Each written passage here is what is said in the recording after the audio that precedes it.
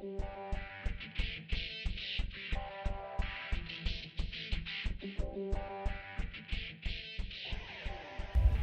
there, welcome back to Animating in TVPaint Animation Pro. My name is Shalin and I am from P2 Studios. Today we're going to be working on a topic that is widely requested as far as techniques for animating. And today's topic is called superimposition. Now what superimposition, the definition is that where you take either film or an image and overlay it with another image, either to mask it or to use it to further progress your animation. So I'm going to show you how this is done, and this is something that will help a lot of animators out there who have a problem. They run into a problem with either doing pose to pose or doing straight ahead animation. And the problem is that when you take and create animation with an object or with a character, that from frame to frame or from pose to pose, you find that your proportions, your mass, and your scale are off because the human eye is kind of difficult in the area of trying to copy an image from one to another without certain fluctuations in the size of mass or the proportion. So there's a technique that most of us seasoned animators out there use, and this technique is called superimposition. So to begin, I'm just going to show you an example of a simple version of superimposition. And what I did is I took and I created a guide layer. I was just going to take and have a creature or some kind of fairy or a bug or a bird that flew in an erratic pattern and ended up smacking into a tree and, you know, exploding. So what I did is I created a guide so that I can create a random pattern for the creature to fly in before it exploded on impact on a tree. So what I did is I went into and created a new layer, and I created this new layer called guide. And as I activate it, there is, as you can see, there is a guide. And I have roughly about 90 frames, and each one of these guides, as you can see, yeah, here it is. So the guide is roughly supposed to be 90 frames. So we're going to pull this out to about 90.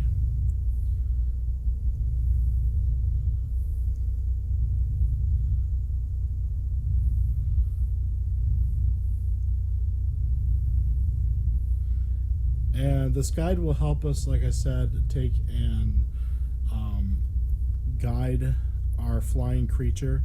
I start right here on this side, on the left side of the frame, and I have it going around and follow through, and then eventually it will hit right here, and I'll draw the tree, and the bug or the flying creature will explode on impact. So the next thing I drew is the flying creature. Okay, so what I did is I took, and I'll uncover this so you can see the flying creature. So I started on the first frame. I started actually on frame number 3, I believe. Yep, frame number 3. As you can see, I included a point right here, and I animated this on 3s, as you can see. And there's the flying creature. And what I try to do is I try to stay along the pathway here as I go around. And as you can see, it closely follows the path. So doing this is what is called superimposition. This is one basic example of it. And this is just so that you can keep position of your character while you're animating it frame to frame. And so all I did is you can bring the guide up or down in opacity if you find it too distracting.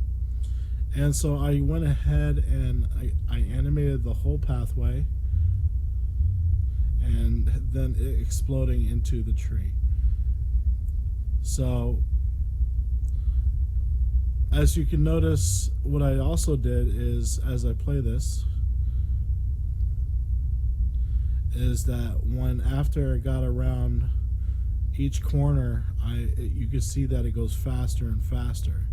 And what I did is I extended some of the frames on the slow areas, and after it whips out of the corners, so that way it kind of gives a more of a natural feeling and motion for its flight pattern. And then what I did is I took and created a tree. And again, this is just a rough. The tree is just a placer or a stand-in object. You can always go back and redo your trees. You can go redo. I can make the flying creature into a fairy or some kind of flying bug or whatever you would like for it to be. Most time in animations when we do animatics or storyboarding, moving motion storyboards, we just rough in and block in the shot, block in the objects, block in, like I just did, the flight pattern. And as you can see, the flight pattern, it looks like he will go around the tree, and he comes back around and he splats right into the tree. So this is just, like I said, a basic example, one example of superimposition using a guide layer.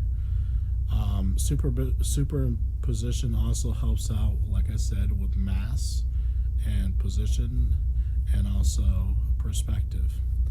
And for this, I've just used a simple character here. And I just wanted to show you, like, if you wanted to have your character, jumping, was to say, he's going to jump from this position and jump up into and back down. What you would do is you would take and create the character superimposed on this one. And to do that, I'm going to put this on none, and we're going to take our light table here, make sure that our light table parameters are on. And then what we're going to do is we're going to come over here and we're just going to draw like on top of this character and see if we can create a superimposition so that we can keep his proportion, his mass, and fairly regular, so that way he's the same mass as when he starts as to when he finishes. So the first thing we're going to do is we're just going to draw the character again, and you got to think about when you're animating exactly what he's going to be doing and how he's going to be doing it. For instance, if he's going to jump, he's going to have to bend down slightly, and then he's going to, because that's the anticipation, and then he's going to have to jump up, and then he'll be coming back down and landing. So he'll have to he'll have to be bending when he lands, so that he absorbs the impact of the ground. So the first drawing I'm going to show you, I'm not going to animate all the way through. We're basically showing you what imposition is. So what I'm going to do is I'm going to first draw his head so that I can keep the proportion the same, just like this. Then we draw the body.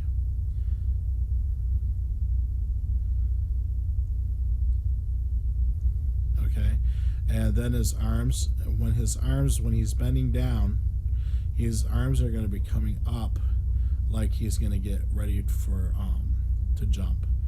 So what we could do is we could take and bring his arm out, and then draw his forearm, and this one's going to be out slightly this way, and this is foreshortening, and it's coming up. We can have it come out a little bit like this. Actually, no, so we're just going to do it, and I'm going to have him actually put his arm up. Okay, so then his midsection is never going to change. Only his torso can bend if he wants to bend, to kind of give it more of a feeling like he's in anticipation, or he's dragging his body when he's jumping. So when he's going to be crouched on the ground, he's going to be, his leg is going to come out. And see, we're using imposition because, you know, we're using the same proportions. We know that his leg will swing out right about here, and his hip's still here. And this one is going to be, his leg is going to come up to about here because he's crouching down. So we're going to draw it right out to here, and then his legs are going to come in slightly because he's kind of bending.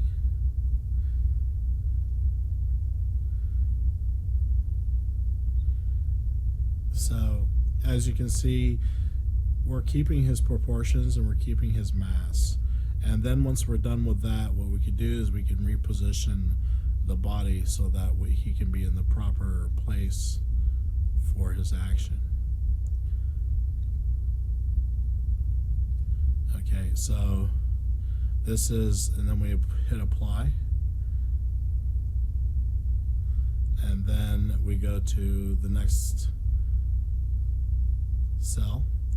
And see this, we're getting too much ghosting, so I'm going to go up here and take off at least one layer of onion skin for our light table.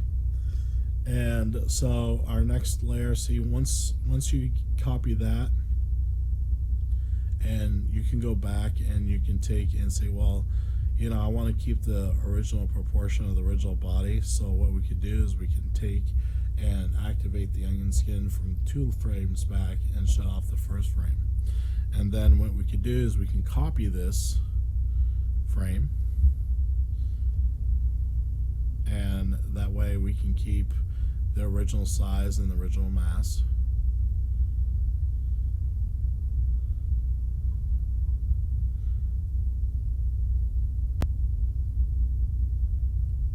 And then we're going to have his arms come all the way up, because we're keeping in mind what kind of action he's going to have. And we're going to bring this one out.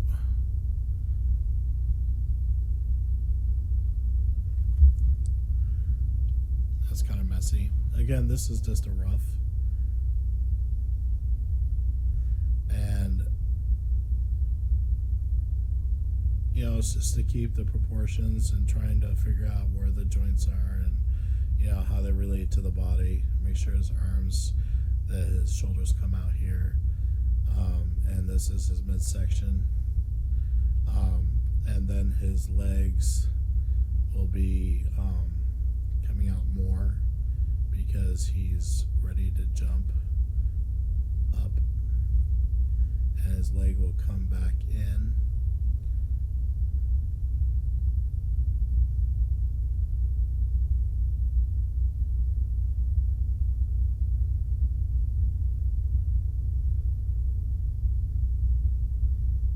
And then what we could do is we could take again and move the character down. And what we do is we want to make sure that it's after where the other character is.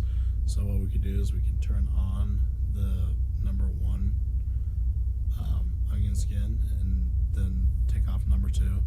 So that way we know that our timing and our spacing is correct. So as you can see, this is right about where we want it, because his position when he's going down to jump is really it's quick.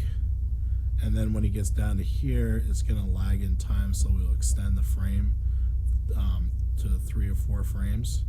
and so it slows it down, and then he jumps up quickly. So then you just start animating on ones and twos, which is 1 or 2 keyframes at a time.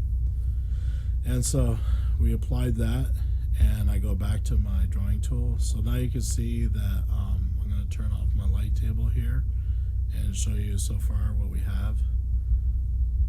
So he goes down in the position like this, and then our next frame we are going to take and turn the light table back on.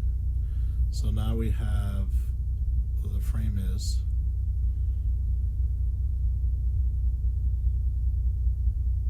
And so this is our last frame, and you can also use the last frame to use as a superimposition image, so that you can see what you have done in the previous ones. This is so exactly you can keep the mass and perspective and also the size of your character consistent, which is really important for your animations, so that you're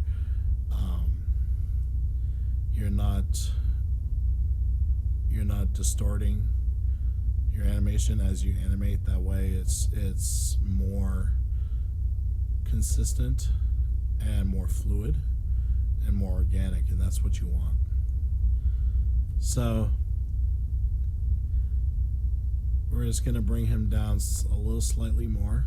So I'm just going to put his legs up just like that. Again, this is just a rough, so you know you can go back. You can build upon the frame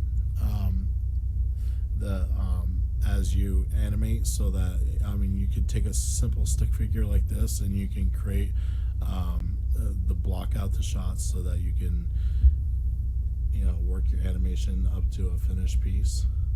So I'm going to go ahead and find out where this is the second one. So we're going to take it and we're going to bring him down just a tiny bit like that, because he's slowing down as he comes down, and then he holds, and then he springs up. So we're going to apply that here. As you can see, I'm lining it up. Even though it's coming down, I'm lining it up with his knee as a waypoint, so that it's a fixed position, because as he comes down, his legs will spread apart slightly, and then they'll come up. So again, we can turn off the light table and see how this is working. See, he's coming down and he's slowing down, and then we can take and we can make him jump off from here. So what I'm going to do is I'm just going back to my original one, which is 4 frames back. So I'm going to go here, and I'm going to come up here and go to 4 frames back, make sure my light table is turned on, and then let's go back 1 more frame.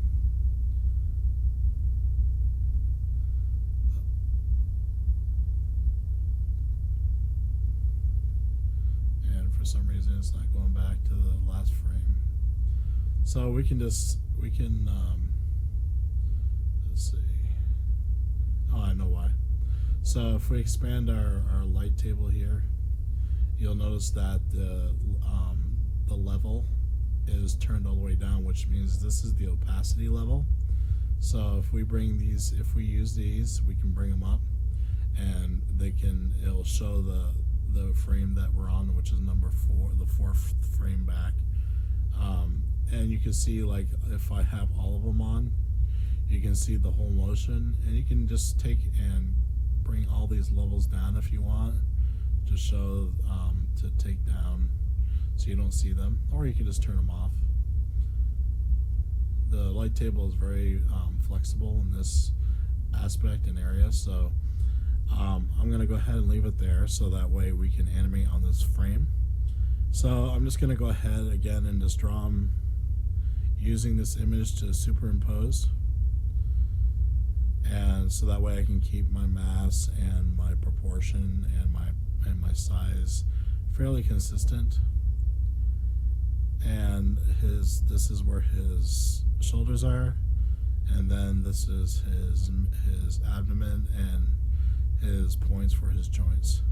Now when he jumps up, he's going to be tilted slightly forward, So we can go ahead and do that after we've drawn his proportion and his size, just like that. And this, I want to do this before I draw his limbs, so that way we can draw his limbs in the positions that we want his arms and legs to be in. So again, I forgot to apply that, so I just reselected the move tool, and all you have to do is come down and apply. So now that we bent his body slightly forward, he's gonna come back, so his arm's gonna come out like this, and you can see his joint for his elbows right here, so we're swinging it up a little bit.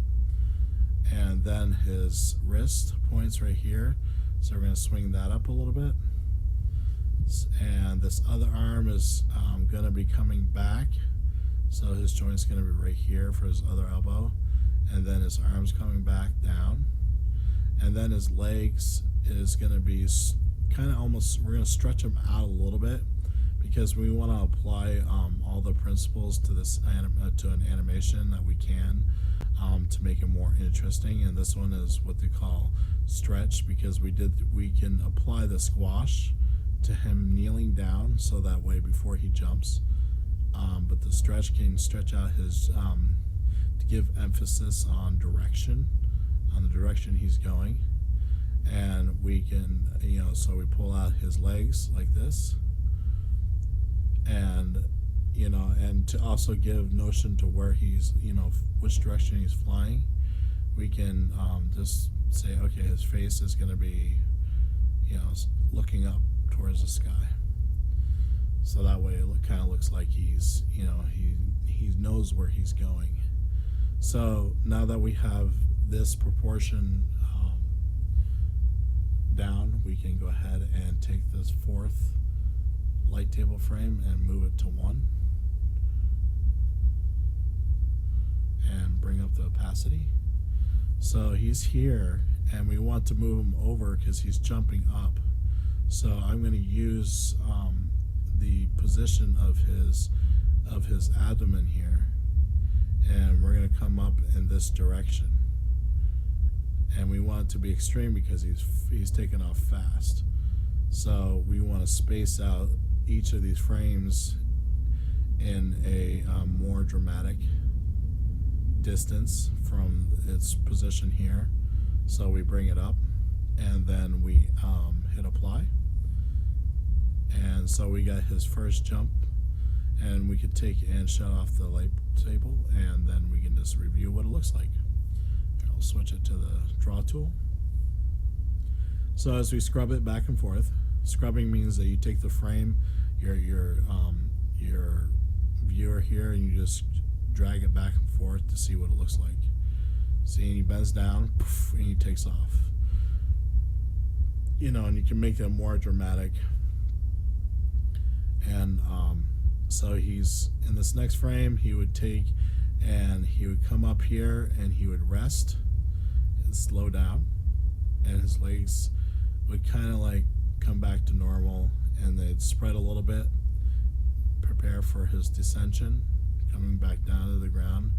And he would he'd keep his legs straight, and he would bend his arms out slightly so it looks like he's landing. And then when he takes and plants the landing, you want to bend him at the legs again. And you can reuse these, this one right here, you can reuse this like he's landing. See, he comes down, hits the ground, and lands. And to do that, you could just take and you can use the, because TVPaint doesn't have a copy and paste feature for each drawing. The best way to do it is just take your create a brush, and you can just select it, and then over here as he jumps up, he goes up, he comes back down. Here you can take and select this and move him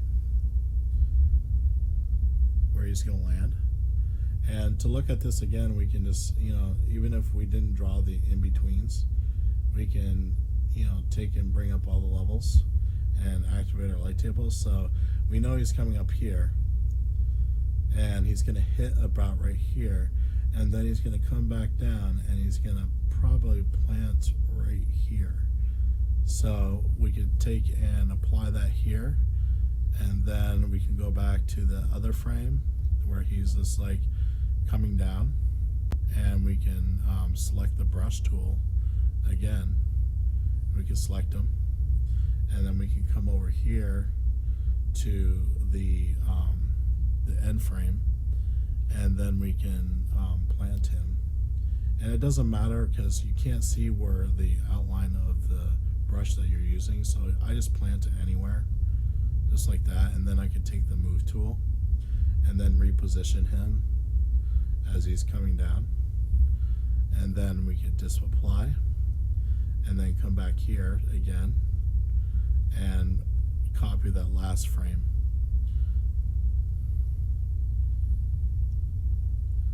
And then, well, the brush tool actually. So we're going to come inside the select frame so that we're not cutting anything out. See, as you can see, it would cut it out. It's kind of interesting and cool. So we just can clear that selection, and we can go back and go to make a last frame here, and just place our figure down just by stamping it. It's more like a stamp tool, and so we'll take and bring it down just a tad bit, like he's coming down slowly. So we hit apply. So now that we got the first motion of him taking off, and then we got the end motion of him landing.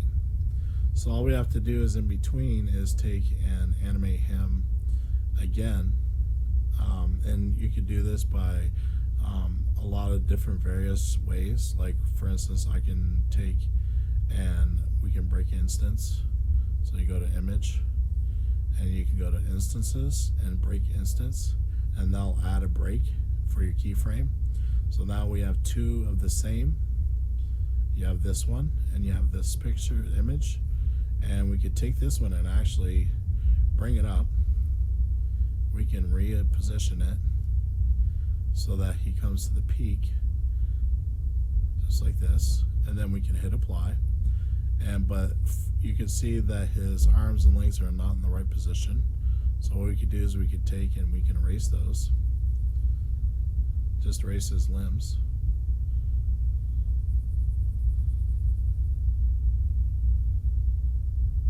So that way we can keep the position, mass, and proportion of his body. And we can erase his face so that we can make a new one. And then we go back to the drawing tool. And then, like I said, his arms are going to come out slightly.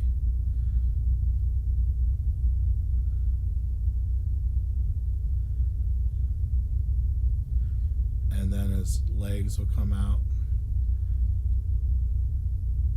But they're also they're hanging in midair, so you just want to make sure that it looks like they're hanging as he's coming to the pinnacle of the jump. Because then once he starts falling, the momentum, his arms are going to come up, and he's going to straighten out his legs a little bit more, and then they'll come down. So as you can see, he jumps up, he's up in the air, and then he comes back down, just like that. And you can also add effects to this. You can put a new layer and just say, above the current layer. I'm not going to name the layer. It's a good thing to name the layer. But as he lands, you take this out here, extend the frame a little bit. Don't put none on it. Okay, so as he comes down, he hits the ground, and we could take and just like where he lands on the ground, we can, it's good to make sound effects as you animate. It helps. So we got that, and then we're going to draw it coming out some more.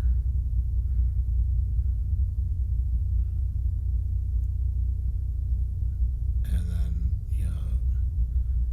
smoke coming out. As you can see, it's still holding on to the previous frames that I put the impact effects on. So all we have to do is take and erase whatever we don't want to make it look like, you know, the cloud and the dust are moving,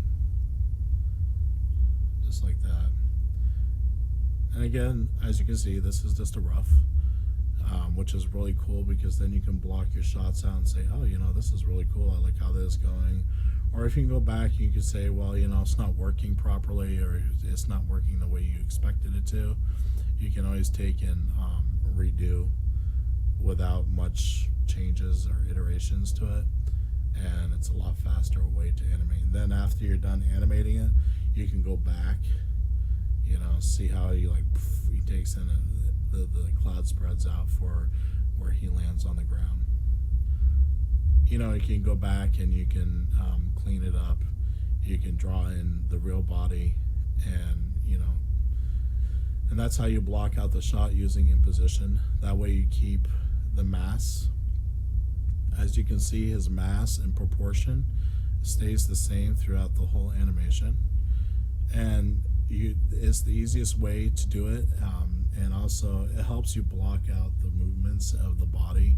And you can take and redo some of this, like if when he's bending down, I would take and reposition where he's bending a little bit forward and tilting his pelvis forward a little bit, so that way it looks like he's squashing right before he stretches. Again, like I said, you want to add as many principles of animation to your animation as possible, to give it more realism, and it enables you to connect with the audience a lot more effectively.